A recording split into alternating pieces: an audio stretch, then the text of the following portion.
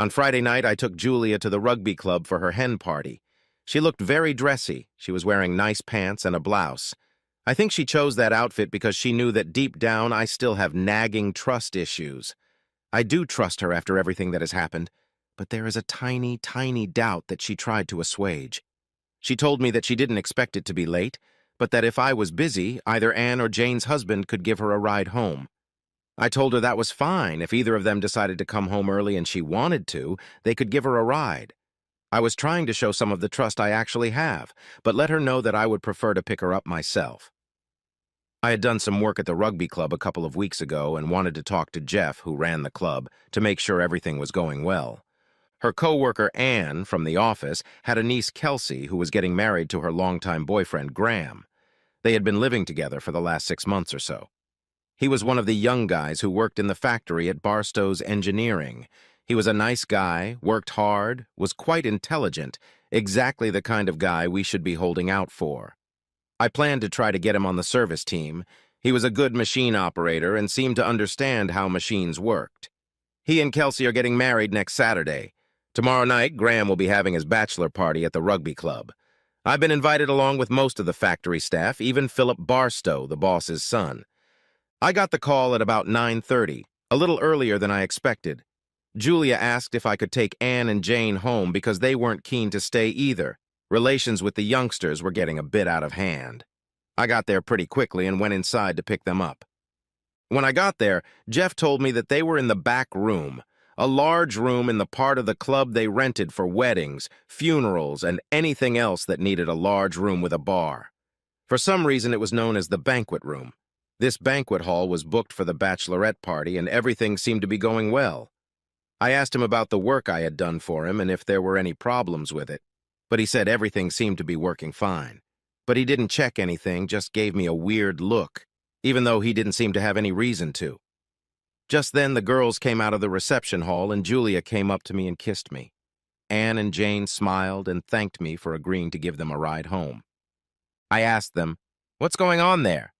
"Lots of drinking and stuff. They have some strippers, and that's not my type," Anne said. Jane added, "Nothing has happened yet, but I don't think some of the things they joke about would pass the husband or boyfriend test." I was going to have a beer and another chat with Jeff about work, but the girls seemed very anxious to get home. As we were leaving, Adam's girlfriend, Dawn, ran up to us and asked if we'd give her a ride home, too. She looked a little flushed and was very quiet as she sat in the back seat of the car. Saturday night, there was a line of men in the banquet hall. It was actually quite civilized, just men drinking beer, chatting nonsense, and playing snooker. Graham's future father-in-law was there, Kelsey's brother Harry, and most of the factory staff, including John, Adam, and Chris from my team, who had recently left my team to take up sales positions after the previous staff had quit in a hurry. It was nice to get together in a friendly atmosphere. However, it got a little weird when Adam found me and told me he had discovered a pair of women's underwear tucked behind one of the seatbacks. I just wondered what he was doing checking the seatbacks. And never mind that several pints of Green King IPA had been drunk, but I managed to hide that information and lose another pound to Chris at snooker. In the early evening, I tried to talk to Jeff about the work I'd done for him. I could see he was busy, but also seemed to be avoiding me. Never mind, I'll talk to him later, I thought. Then, around midnight, everything seemed to change. By then, most of us were pretty much in full swing, but all of a sudden Graham was out of the game. We just assumed he'd had too much to drink, so the future father-in-law drove him home.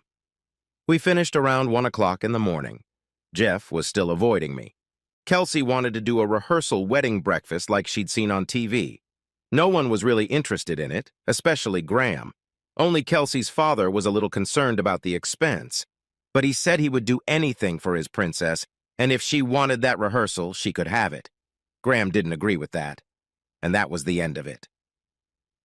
But then, suddenly, on the Monday after the stag party, Graham changed his mind, saying that it might be a good idea to practice, since a lot of people aren't used to getting up and performing. And we agreed to that, although we couldn't do the whole thing completely, as there were only the main actors, the parents of the wedding couple, the bridesmaids, and there were quite a few of them. and the best man, John, whose wife Lisa was the main bridesmaid, the vicar, and the ticket takers. That's where Adam and I showed up, all with our partners. Kelsey's dad had booked a place at the rugby club for 5 o'clock on Friday night. At least it would save Julia from cooking, plus I could have a couple beers and we could chat about stuff without disturbing anyone because of the upcoming wedding. The wedding reception was to be held in the reception hall of the rugby club. So it wasn't hard to arrange for Friday night and for most of us to attend. It will be a bit exciting for the club, but they are used to it. Graham seemed a bit subdued throughout the week, probably due to pre-wedding nerves. I tried to find Jeff again on Friday, but he wasn't around. It was his day off before the big day tomorrow. After the meal, Graham got up and talked a little about what they expected to happen the next day. He said he just wanted to practice getting up and speaking in front of people. The best man, John, stood up and mumbled a few words, saying he would save his speech for tomorrow. He didn't want to give anything away, and he didn't have many jokes to waste today. Graham's father-in-law stood up, welcoming him to the family, and laughed. "All tomorrow." Graham then asked if Kelsey wanted to say a few words, but she declined.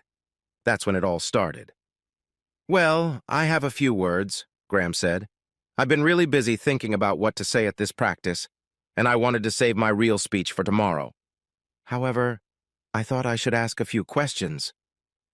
His voice sounded very confident, as if he had practiced and didn't need practice. "What would my dear future wife say if I had a good time with a stripper at my bachelor party?" There was a general murmur in the room. Graham threw his hands up in the air and smiled. "Don't worry, I didn't do it. My future father-in-law can confirm it because he took pound 5 off me playing snooker, and I intend to win it back in the near future." This provoked laughter, and we could see some people visibly relax. Graham continued, "Marriages.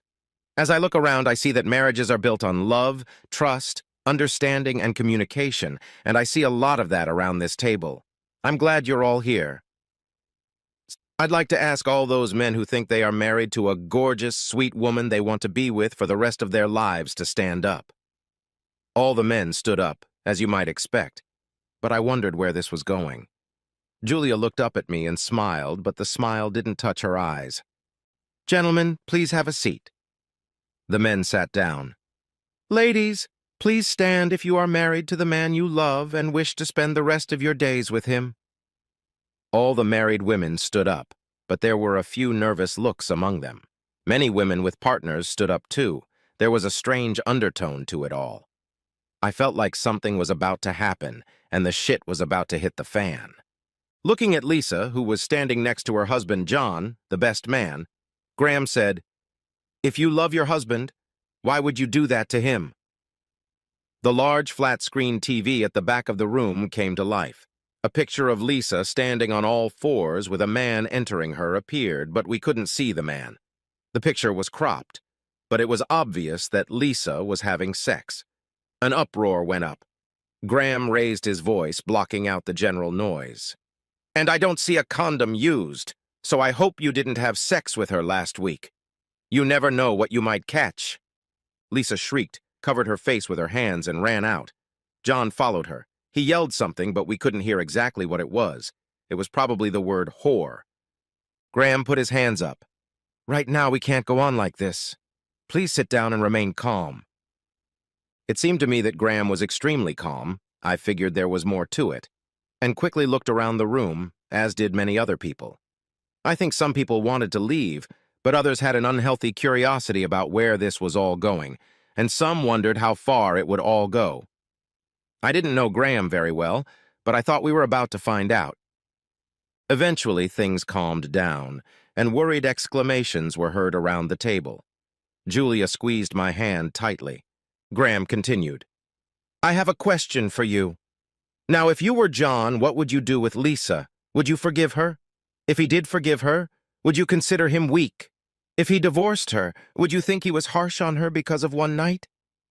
What are your views on that?" There was silence for a while.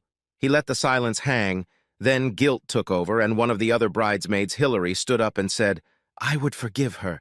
It was a mistake, a one-off stupid mistake. And it would have been a loving, kind, and generous act." Graham looked at Hillary and said, Are you saying that because you hope your husband will be loving, kind, and generous to you for doing it? A picture of her with a man who wasn't white appeared on the screen, and two more people walked away screaming loudly. Graham continued after the hype had died down, everyone wondering what he was going to say next. What was going to happen next? Some people wanted to leave, mostly women, but it was obvious that many were intrigued, especially the male wives who wanted to leave. How far would all this go? Graham looked at Kelsey and said, "Do you have anything to say to me?" She looked shocked and scared, but that could have been because her two best friends had just left, and not in the nicest way. She just shook her head. Graham continued, "Let's call a truce here and now. I suppose if someone did something wrong or something they weren't proud of at the bachelorette party, and if they admit it, there might be a wedding tomorrow, but we may have to find a new chief bridesmaid, and I may have to find a new best man. I'll give everyone 1 minute." He sat down, put his wrist on the table, and looked at his watch. And there was silence. I saw Dawn lean over to Adam and whisper something in his ear. He smiled, nodded, and they got up to leave. "Why are you leaving so soon? Do you have something to be ashamed of?" shouted Graham. Dawn turned around, looked directly at Graham, and said, "No, unlike some people." There was a stunned silence. Adam and Dawn walked out the door holding hands. Graham stood up. "Most of you think the cameras at the rugby club are fake or don't work, but they don't. They all work, all modern, good resolution. My boss, Alan, fixed them 4 weeks ago. I have copies of everything that went on in the room that Thursday night. I'll extend the truce for another 15 seconds. Another woman got up and got ready to leave, her husband following her. After that, no one moved from their seats. Graham picked up the remote control from where he'd put it. "Last chance." He waited for about 5 seconds, then pointed the remote at the TV. "Oh, and by the way, the outside cameras are working too." The video started playing a clip from outside. It showed Kelsey running across the parking lot to a large camper van and getting into it with a black guy. Julia leaned over to me and said, "That's one of the strippers." I kind of figured it out on my own. Graham quickly rewound the tape, which probably made the swaying van look even worse. He picked up normal speed again, only to see Kelsey getting out of the van. She was heading back to the club, but couldn't seem to walk straight. Graham looked down at Kelsey, who was in tears, but I don't think he was addressing only her. "It's probably a good thing you were in too much pain to have sex with me, because I bet you didn't use a condom either." Then screenshots from Kelsey's phone from her. Lisa and the other women who were at the bachelorette party begin to appear on the TV screen. "How was your sex with your first black man? Are you looking forward to doing it again?" "No, once was enough, but it was so good." Good job everyone was sworn to secrecy, but it could cause trouble if it got out. "Don't worry, he'll never find out, and then you can do it again in a couple years. Maybe it's someone else's coupe." "Yeah, that could be fun." "Then it's something future. Definitely good, but I'm having trouble walking at the moment. After this, Graham won't get anything until the first wedding night." "Damn, girl, I've only seen that kind of thing in porno movies." Graham turned to the vicar. "Looks like the wedding's off." Graham walked out, and as he walked past his almost father-in-law and mother-in-law, I heard him say, "Sorry." They just sat there stunned. Graham scrolled through the tape, but there was more to it than what he just showed us. "I think the divorce attorneys and marriage counselors around here are going to be very busy." Kelsey sat at the head of the table all alone and cried. Julia took my hand tightly and we walked home. Epilogue. Our local paper reported that the police and fire department were called to an incident that started as an attempted theft of a van that turned into a robbery. Both victims were reportedly adult entertainers. Police said it was similar to a tourist van theft that went awry when the owner and his friend disturbed the thieves. During the scuffle, something must have gone wrong because the van caught fire. The newspaper suggested, but this has not been confirmed by police or the hospital, that the beating the victims suffered appears to have had an element of revenge as they were badly injured in the genital area. It couldn't have been Graham or Adam because they both worked for me on the day it happened. Well, I saw them once or twice during the day at the factory, but I was really surprised to find that the back gate of the factory was unlocked.